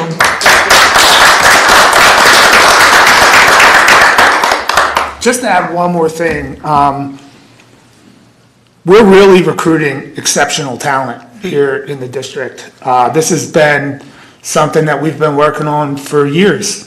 And this is a testament to that, and it just continues to get better. So, you know, I applaud the administration, the school board, and obviously the faculty and staff. They're doing a wonderful job, and now we're getting the best of the best who want to come here. Right. Sometimes people are seeking us out, which didn't happen a lot in the past. So this is fantastic news. I'm really excited. So looking forward to a bright future for Plum Borough. Awesome, thank you. And congratulations, Dr. Lohr. Okay, policy, Ms. Aarons, lead board liaison. We got a laundry list here. Yeah, I know, right? Well, we'll get started. First, letter A, second reading to adopt the new policy 719, unmanned aircraft systems and drones. Before we move that forward, I just wanted to recognize the authorized use form. I took another look at it. I think it's very thorough, and I'd like to give credit to the developer for that form. Do we have 5 to move that forward? Okay, and then we have items 1 through 22. I think I'll just open it up for discussion, but before we do that, I just wanted to call attention to page 11 of policy 103. The first paragraph under guidelines. I am opposed to the interpretation that is in that paragraph. So I don't want to move that one forward. But is there any further discussion? Can you tell me specifically where you're at in there? Page 11 of 103. No, I want a page number to show up. Unless my pages are... Yeah, as you scroll down. Where's it? It's under guidelines. There's a paragraph in green. The first paragraph? Yeah. I lost it. I just don't get page numbers. I'll highlight it, so. Is it the one that starts with when district programs and activities include separation on the basis of? Yes. sex? Okay. The district shall provide retaliation, confidentiality. You're highlighting it? I highlighted it. And I'm not there yet. Oh. While you're all looking, that I would just add that you've heard me talk about engagement, student voice, and transparency. This is why we have 2 readings, so that we can have public discussion and concerns. But it doesn't mean that when board members have a concern in regards to a policy, that they can't reach out to the administration and add notes to the guidelines, so that we can have these conversations. Yeah, I understand. I believe this is federal changes to Title IX. But I don't like how it's kind of ambiguous. But does anyone want to discuss 103? I would like to just reiterate policy 807, number 19. The opening exercise moment of silence flag display. It is very clear in the authority section that it says district schools shall provide opening exercises that include a salute to the flag and/or the Pledge of Allegiance or national anthem. Students may decline on personal belief or religion, but must respect those that do participate. A U.S. flag shall, and note it doesn't say optional, be displayed in all classrooms, no exceptions. So. You're in agreement with that? You just want to I'm highlight in total, it? Yeah, I just okay. wanted to reiterate the fact, I have been in other school districts and asked, where's the pledge comes, you look around the room, there's no flag in the room. That just doesn't make any sense to me. I would add, Mr. Sokolsky, this may be near and dear to your heart. This year, we are going through a curriculum review in our world language and our social studies. And I agree with you in regards to the fact that in regards to government and how government operates and some of the authority and some of the things that we should be doing at schools. Even if you look, you go deeper into that policy, talking about, acknowledging 9/11 and what happened on that day. And I felt since the moment I've come back to the Plum Borough School District, we do educate our students. We do these things, and I feel like the policies are actually catching up with our practices in many cases. But I would say, in accordance with that, can we just make sure we do an audit of our buildings and our classrooms to make sure that our flags are flying? And that's exactly what I was kind of referring to, is that we really do need to check the classrooms. Putting a little flag up on the wall isn't that expensive. In fact, it probably can get donated. Yeah. Typically, what you see over there. Right, Yeah. exactly. Yeah. But it was kind of embarrassing to be in classrooms where they asked for, no, Yeah, you're I okay. unfortunately can't be there, but in other places, and they say Pledge of Allegiance, and you look around the room and you're pledging to a blank wall. I do respect the fact that certain religions do not pledge, certain personal beliefs, letters are sent by parents, that's fine, but those students that don't do that, that don't pledge, still need to respect those that do pledge. And those that do pledge need to see a flag in front of them. I think the world we live in today, we're moving further and further apart from that. And I just wanted to make sure that I was clear that 807 does ask, as you said, for an inventory, that anytime we walk into a classroom or Dr. Walsh walks in, he should be able to look and see that there's a flag hanging. And I'd say a flag hung appropriately. Yeah. You know what I mean? Oh, That's what I would definitely say, better yeah. not be touching the Yeah, floor. I'm just saying, I think in an Yes. audit, it should be a true audit of how we're doing that, you know? I think too, like, in vice versa, the one thing that this does not say is that students should also respect those that don't. It says that like students may decline to do it, and if they students who choose to refrain from participation shall respect the rights and interests of classmates who do, but it doesn't say the students who don't, those other students should respect them too. So I think we should add that in, just to make sure that on both sides, if this is the policy, we want to make sure it's clear that no matter what you choose to do, it should be respected by both parties. That's an excellent point. And this is our first reading? Yes. Okay, Yeah. so we So have we time can- to make some changes, right? Yep. That was why the recommendation was made, so we can have these conversations. I would just add some, last spring, we talked about memorials, graduation, and I shared with this board that our administrative team would be moving a policy forward. And if you notice the new policy 702.2 memorials, I'd like to thank Ms. Sedlak with her work in regards to moving this policy forward. I know she worked with Dr. Boyers and other administrators, but we also reached out to some of our community members that unfortunately have had experienced the loss of a child. And we wanted to get feedback before we move this forward to this board. So I wanted you to be aware of that also. As you were aware, because there wasn't any policy, it was open to interpretation. We believe moving forward there needs to be clearly defined memorials and how we operate, and this is based, Ms. Sedlak, feel free to jump in, on the STAR manual and what is considered best practices, but also looking at other districts' policies, looking at trends that were happening nationally, and making sure that we move the thoughtful recommendation forward to this board.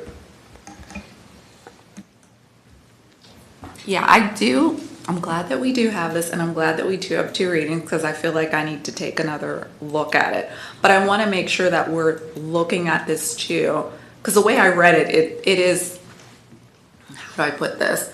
We are looking at it from the students and the staff that are still here, but I also think we need to be mindful of the ones that we lost, and sometimes it seems a little insensitive the way that this was written. So I made a few little comments in there to see if maybe we can consider some word changes to make sure. What I would recommend for the board members is that you have access to these documents. Yeah. And I hear a variety of thoughts going around. I would ask you to please capture those thoughts in your comments in here, so that as an administrative team, we can look at it, we can research it, we can work with our school solicitor to make sure that we're moving best practices forward. Okay. I made my comments. Okay. Don't worry. I appreciate it reading your comments. Yeah. Yep, thank you for the feedback, both on the flags and the other policy. I do find, just one more point, find it interesting that in the flag policy, we do call out every year recognizing September 11th, but in the memorial policy, we say we will never bring this up again. Well, the recommendation is based on best practices, and I'll refer to the STAR manual. We need to be mindful that when we're talking about a loss of a student, something that none of us want to do is harm another child. And we need to be mindful that sometimes visual reminders and memorials are harmful if a child who sees that, reacts to that, is required to walk into a school building and look at that every day. So there was a lot of thought and research that went into this. I'm not saying it's not open for conversation and debate, but I'm just trying to give you the sense of why it's written the way that it is, and after looking at other districts and other policies, it's similar.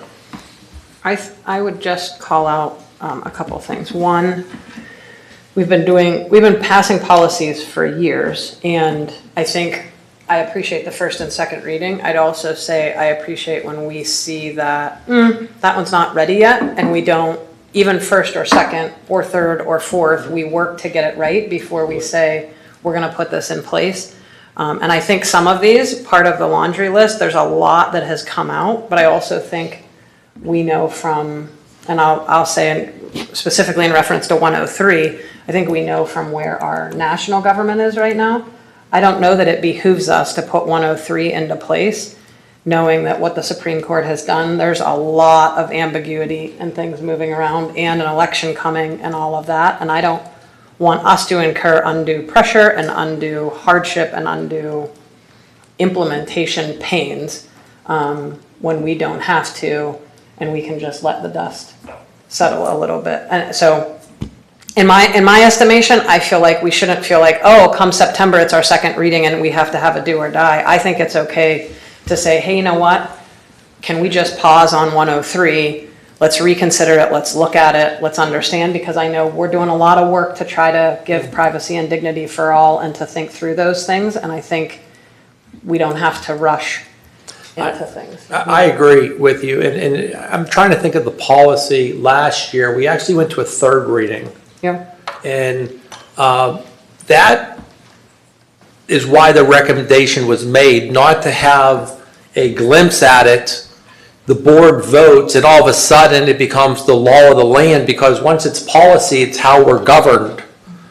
And this way allows us, the school board, the administration, to be transparent and have conversations in regards to what affects our students and our community most, and that is our policies. So, as always, if we're at a second reading and we're still receiving feedback and it's not ready, we're going to pause and we're going to go back and we're going to keep working with our solicitor in order to get this right. My initial take, I don't know, I'd ask for feedback from the board. My initial take is we are at first reading in a discussion and action combined meeting, which pushes the calendar forward on any of these. I'd prefer, unless you tell us, solicitor and Ms. Sedlak, and I'd say Ms. Arendt too, like, hey, these ones we have to move forward so we vote on them by September. If not, I'd almost, I don't know, I'm putting this out here for everybody, I'm thinking on my feet here, but I'd almost rather have first readings be September on this laundry list of them. It was a lot to read through, to go through. Yeah, I agree. And I just think we got a lot going on, and this is first, it took 2 weeks away from us in this first reading time, and there's 22 of them. With the start of school, there's been Yeah. a lot coming at all of us. Yeah. And it's absolutely, we can take a pause and we can come back in September and we can have further conversation. And there's never an obligation for this board to move forward unless you have 5. You know, that's part of having a discussion in regards to the language and what you're comfortable with. Mr. Dice, is there anything you would like to add to that? We can absolutely do that. Let's proceed with that plan. Okay, so do we have 5 to do that? Is that okay? Thank you so much. 5 to proceed with making the first readings of all of these policies be in September. So, Would it, I'm sorry, I was saying, would it be all right if you give the administration an opportunity to come back and say, you know what, the memorial policy, the flag, the weapons, the student discipline, That's what I- whatever, yeah. that I was- maybe we yeah. come back with a first reading on ones that we're recommending Doing a that, second reading. or a second reading Yeah, on and the so- ones that we feel we'd like to move Yep. forward? yeah, I think that's great. I just- Can you update us in the executive summary with that? Absolutely. Well, yeah, I will, but it will not be this Friday because we're going to be in schools the next few days. And Yeah, no. we want to be thoughtful, Yeah, yes. and I want the board to know, hey, if these ones are the ones going forward and now this is second reading and you're being asked, everybody can highlight and look at those and know, you know, well in advance. I think Ms. Sedlak has a comment. I would just ask that I will get it for you by Friday. There are certain policies that are mandated. Policy 103 is not one of those, but because of the omnibus bill 333, some of these, like the hazing, they're legal citations and how we have to report things to the police. So I can provide a list of those that are just tweaks because of legal citations in school code. Yep. Unlike 103 that has the Yep. controversial issue. Yep. So if that would be agreeable so that we can move some of these forward in September, I think it behooves us because it relates to discipline and hazing and a variety of other things. So I would request that. Can I be a pain and just say, when you do that in the executive summary, can you link to them, so we Absolutely. can start doing Yeah. comments and things in them at that time. Okay, that gives us more time as well with them. Yes. Okay, Good discussion. okay, good. Ms. Aronth, did you have a report? No report tonight. And did we, I think we did 5 for the second, Yes. second reading, right? Okay, perfect. Yes, thank you for that. Yep. Student Services, Ms. Stepnick, Lead Board Liaison. Do you want to do it from the phone, or do you want me to continue again? You can do it. I just have one, very small, brief report, and I was thought it through, and I thought I'll wait till September because the IU votes, or the AIU will vote, at the end of this month on our, strategic goals for this next year. So before I say anything, I want to make sure we vote on them, and we're good to go. But I think we've got some great goals, and I think Mr. Hartman stole a little bit of my thunder in that, but that's okay. But also to tell the board that back in June, because we haven't had a meeting since, I was also asked to be on the, I guess would be like a subcommittee or committee for the Head Start for the AIU. So I'm really looking forward to that. I think that starts again at the end of this month for me. So that's just an FYI. Congratulations. Okay, so letter A, retroactive annual renewal of the Devereaux Advanced Behavioral Health TCV agreement for SAP services for the 24-25 school year. Anything notable, Ms. Sedlock? No, and Okay. We have 5 to move it forward? Wonderful. And the letter B are several different student services agreements for the 24-25 school year. Are there any of those that are notable? no, they're all in. Okay, all annual. Do we have 5 to move all of those forward? Okay, and Ms. Stepnick, you said no report for tonight, so I'm going to move us into the action meeting agenda, unless there's any reason to pause. We're good? Okay. So, number 1, recommend approval of the following minutes as listed below. Motion. Thank you. Second. All those in favor? Aye. Any opposed? No, I'm voting against letter A. Ms. Stepnick against 1A. All those abstaining? Any abstentions? Okay. 2, academic achievement and activities, myself, lead board liaison. Letter A, recommend approval to accept and resolve the following 1 to 3 as listed below. On behalf of the board, I'll make that recommendation. Second. All those in favor? Aye. Any opposed? Any abstentions? Go ahead. All right. Sorry, this thing's so long, I'm losing my place. All right, finance. Mr. Stropke, lead board liaison. Letter A, recommend approval to accept and resolve the following 1 to 3 as listed. On behalf of the board, I'll make that motion. Second. All those in favor? Aye. All those opposed? No on A3. I think A3B, the resolution. A3B, the resolution? No, sorry, Matt. Yep. I was doing that, yeah. Yeah, you're good. Okay, thank you. I'll make sure it was correct. Yeah. Any abstentions? All right. Legislative, Ms. Stepnick, lead board liaison. Letter A, recommend approval to accept and resolve the following 1 to 2 as listed. On behalf of the board, I'll make those recommendations. Second. All those in favor? Aye. All those opposed? Any abstentions? Okay. Operations, Mr. Adams, lead board liaison. Letter A, recommend approval to accept and resolve the following 1 to 6 as listed. All right, just making 3 is not a voting item, but Yep. 1, 2, and then 4 through 6. On behalf of the board, I'll make that recommendation. And second, and it isn't updated in here yet, but Ms. Macro, you'll update the dates on A4 to be 24-25. Yep, I see you're changing it now. Perfect. All those in favor? Aye. Any opposed? Any abstentions? All right, personnel, Mr. Caligiuri, lead board liaison. Letter Dr. A. Anderson, Oh, I'm yep, sorry, could you repeat who seconded that motion, please? Ms. Aronth.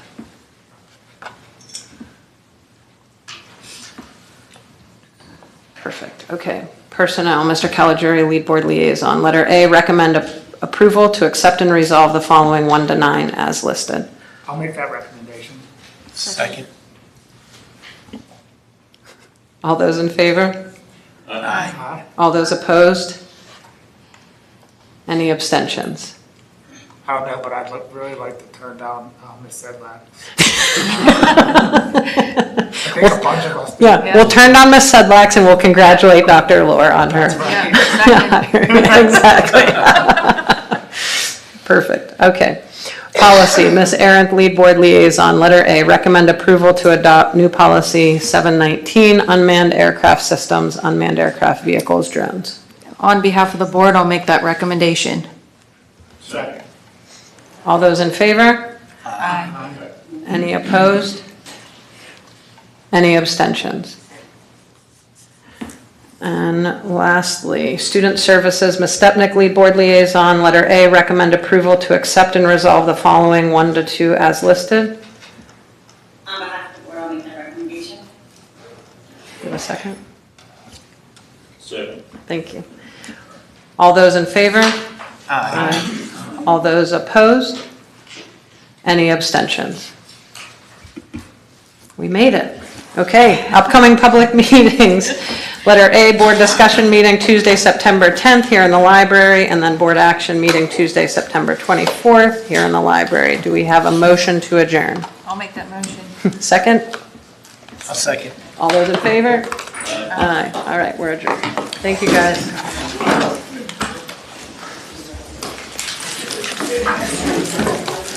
Shouldn't come from jacket. If there is a tip on the top, it's worth $5 jacket.